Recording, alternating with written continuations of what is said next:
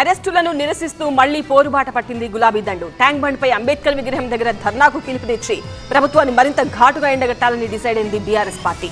కానీ పోలీసులు ముందస్తుగా అలర్ట్ కావడంతో గులాబీ నేతల స్కెచ్ అడ్డం తిరిగినట్టయింది.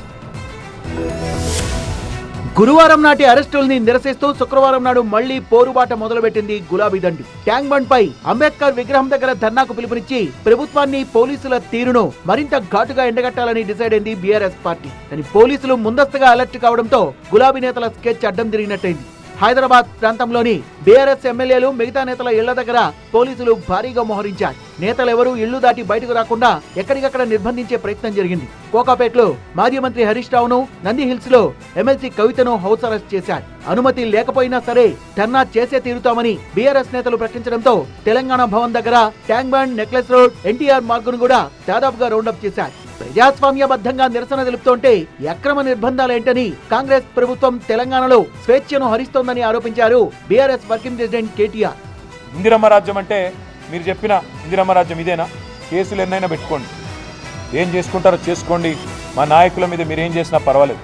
కానీ 9వ తారీఖు నుండి ప్రారంభమయ్యే శాసనసభ సమావేశాల్లో, శాసన మండలి సమావేశాల్లో తప్పకుండా మీ ప్రభుత్వం యొక్క నిర్వాకాన్ని, సంవత్సరం పూర్తయిన తర్వాత మీ రాష్ట్ర ప్రజలకు చేస్తున్న అన్యాయాన్ని ఎలుగెత్తి కొట్లాడుతూనే ఉంటాం, ప్రశ్నిస్తూనే ఉంటాం, పోరాడుతూనే ఉంటాం.